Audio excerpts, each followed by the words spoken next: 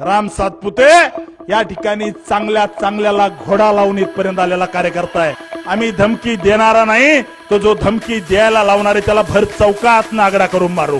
तुम्हाला धमकी समजायची तर धमकी समजा, आणि राम सातपुतेचं वाकडं तर कुणी काही करू शकत नाही। रणजितसिंह मोहिते पाटलाने भारतीय जनता पार्टीच्या विरोधात काम केलंय, त्याच्यामुळे थोडी लाज शिल्लक असेल तर तुम्ही राजीनामा द्या। राम सातपुते या ठिकाणी चांगल्या चांगल्याला घोडा लावून इथपर्यंत आलेला कार्यकर्ता आहे।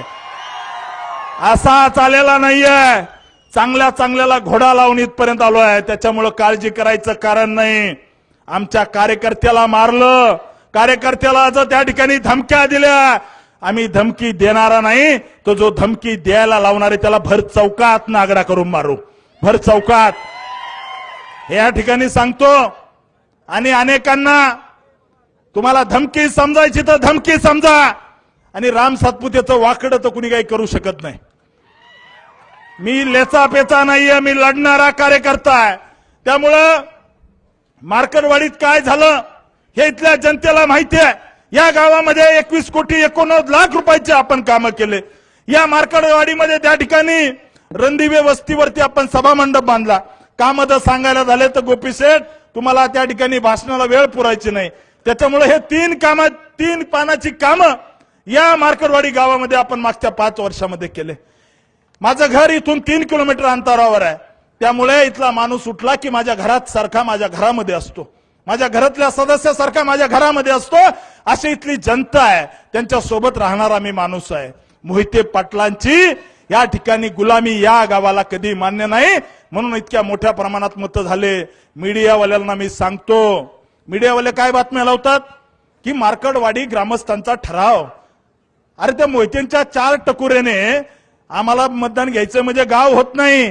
गाव काय असतं हे असतं, याला सभा म्हणतात। ग्रामस्थ अजिबात नव्हते, मोहितेंचे जानकरचे 4 कार्यकर्ते म्हणायचे, आणि हे मीडियावाले बातम्या लावायचे ग्रामस्थांचा असं ग्रामस्थ असं तसं।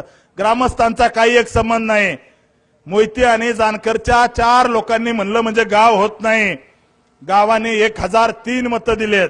त्याच्यामुळे आपल्या सगळ्यांना सांगतो की या भागातील विकास जो आहे तो आपल्याला भविष्यात करायचा आहे, आपलं सरकार आहे। आणि निश्चित सांगतोय निर्णय झालाय। या ठिकाणी लोकसभेला मोदीजी आले, या ठिकाणी माळशिरस मध्ये नरेंद्रजी मोदीजी आले रणजित निंबाळकरांच्या प्रचाराला। त्यावेळेस हे रणजितसिंह मोहिते पाटील घरामध्ये बसले होते। ज्यावेळेस देवेंद्रजी फडणवीस साहेब या ठिकाणी खासदार साहेबांच्या प्रचाराला अकलूजच्या विजय चौकात आले, त्यावेळेस हे रणजितसिंह मोहिते पाटील घरात बसले होते। ज्यावेळेस परवा माझ्या प्रचाराला गडकरी साहेब आले अकलूज मध्ये, त्यावेळेस या ठिकाणी हे रणजितसिंह मोहिते पाटील घरात बसले होते। आणि आता भाजप नेत्यांच्या दारात नाक घासत म्हणतात की मी तुमचाच आहे। हे नाही चालणार, ही डबल ढोलकी चालणार नाही।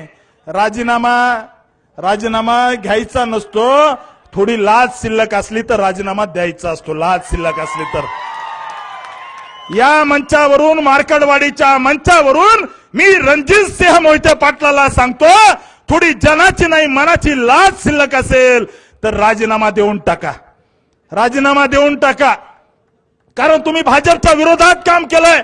नरेंद्र मोदी पंतप्रधान होऊ नयेत, अमित शहा गृहमंत्री होऊ नयेत, म्हणून रणजितसिंह मोहिते पाटलाने भारतीय जनता पार्टीच्या विरोधात काम केलंय, त्याच्यामुळे थोडी लाज शिल्लक असेल तर तुम्ही राजीनामा द्या। आणि अजून एक सांगतो, त्यांनी राजीनामा द्यायचा न द्यायचा त्यांचा प्रश्न आहे, परंतु लिहून देतो गोपी शेठ, ही भावना आमची आहे। तुम्ही आमचे नेते आहात, राज्याचे नेते आहात। तुम्ही फडणवीस साहेबांना सांगा की गद्दाराला माफी नको। या ठिकाणी जी गद्दारी भारतीय जनता पार्टीशी या रणजितसिंह मोहिते पाटलाचं राजकारण संपलं होतं, या ठिकाणी हे थापीला लागले होते, त्यांना आमदारकी देण्याचं काम देवेंद्र फडणवीस साहेबांनी केलं।